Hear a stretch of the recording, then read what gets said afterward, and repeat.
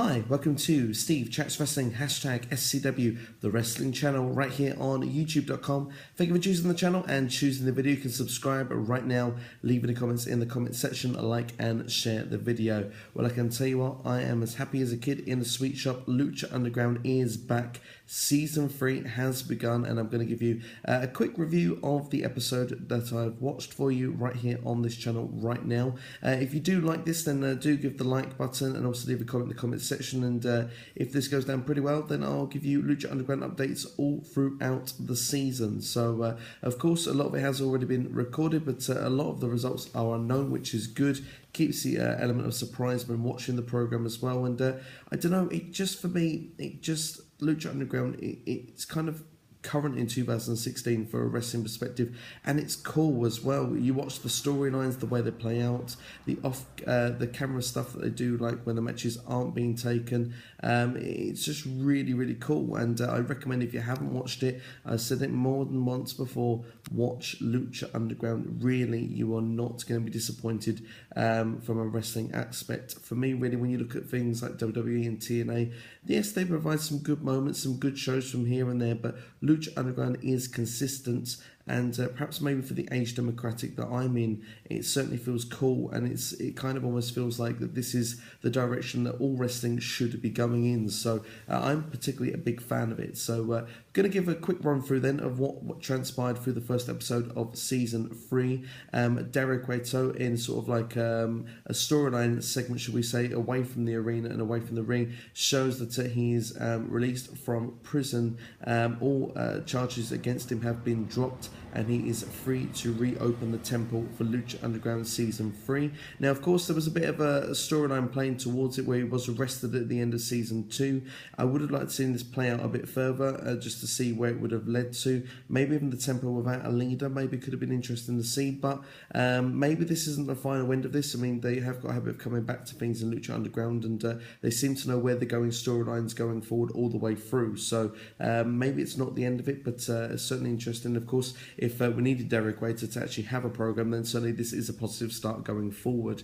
Our first match of the season then was his brother Matanza, the Lucha Underground champion, designed in a basically almost a Wheel of Fortune, like a wheel was spun with loads of wrestlers' names on that have not faced Matanza, because Matanza is a dominant Lucha Underground champion. He's undefeated and has beaten so many of the top stars that Derek Cueto wants to give him fresh competition. Not that he expects any of these people to beat Matanza, but certainly gave these people an opportunity. The wheel spun, and Son of Havoc was given the opportunity. Son of Havoc certainly proving himself for Lucha Underground in the first 2 seasons a worthy competitor, and a decent opening match as well for the Lucha Underground Season 3. We see I believe the Gift of the World's finisher from Matanza to pick up the victory over Son of Havoc, in certainly a decent match.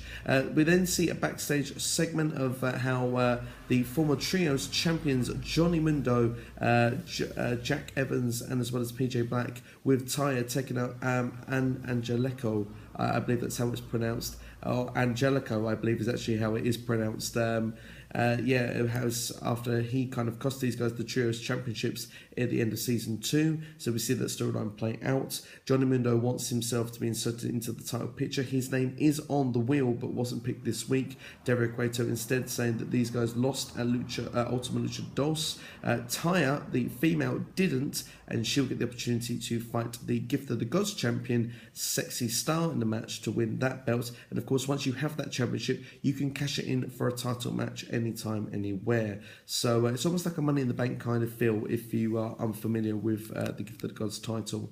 We see this match take place then between the 2 women, and of course Johnny Mundo, PJ Black, and Jack Evans want to get involved.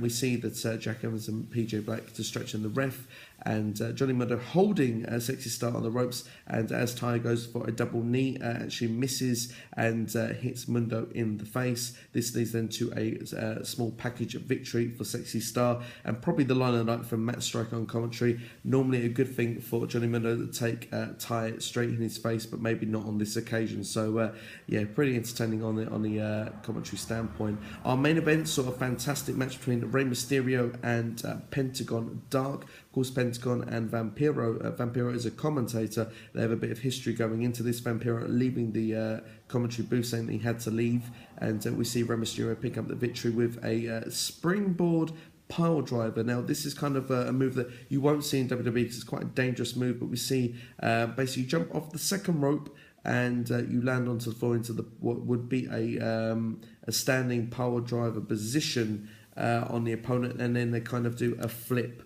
and then the opponent kind of flips with Rey Mysterio, and then their head lands onto the mat, which leads to the 1-2-3 for Rey Mysterio to pick up the victory. A very good match and a very good way to start off the season. We did see a close as well segment where Prince Puma, of course, is Ricochet, for those who are a fan of New Japan Pro Wrestling, and of course are probably heavily rumored with WWE as well. Prince Puma lost to Rey Mysterio at Ultima Lucha 2. They're continuing that storyline going forward of what can he do now. We see the flashbacks of the match and losing after he thought that he was the guy to beat Rey Mysterio. We see Vampiro come backstage, and Vampiro offering some words of advice and saying, you're not the same Prince Puma that you were back in the first season, and this is since you lost to Mil Muertes. You should go after him, because that's when you can then really elevate yourself and get back to where you were. We see then Prince Puma sort of taking that advice on board as we then can go towards the second episode. So that's pretty much Lucha Underground, the first episode. I thought it was a very good episode. If you haven't seen it, go and check it out. It is available. It was on the El Rey Network every single week. I'm sure it's available for you online as well, so do check out online. I'm sure if you type into Google, you will be able to find yourselves at Lucha Underground, and do check it out. It's definitely worth watching. And in the meantime, do subscribe to this channel as well. Remember, hit the like button if you want to keep giving you Lucha Underground updates as well, whether it be reviews, whether it's been news, gossip, rumours, you name it, I'll bring it to you right here on this channel. But if you're watching Steve Chats Wrestling, hashtag SCW, the wrestling channel, right here on youtube.com. Thank you for choosing the channel, choosing the video, and most importantly, make sure to subscribe.